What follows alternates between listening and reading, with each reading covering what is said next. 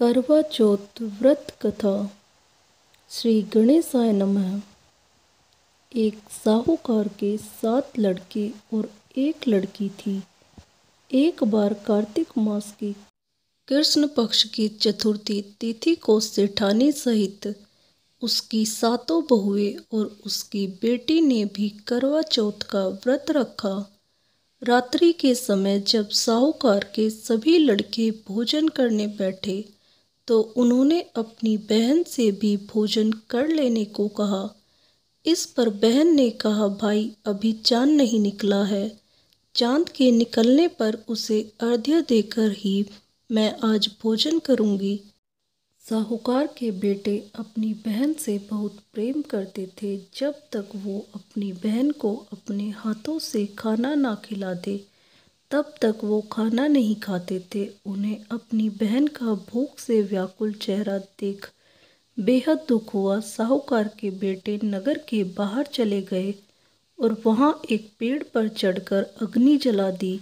घर वापस आकर उन्होंने अपनी बहन से कहा, देखो बहन, चांद निकल आया है, अब तुम उन्हें अर्घ्य देकर भोजन ग्रहण करो।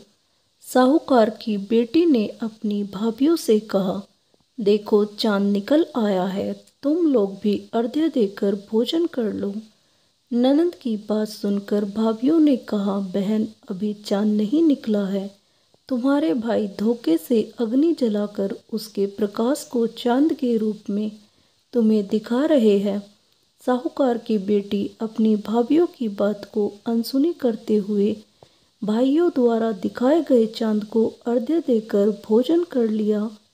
इस प्रकार करवा चौथ का व्रत भंग करने के कारण विघ्नहर्ता भगवान श्री गणेश साहूकार की लड़की पर अप्रसन्न हो गए।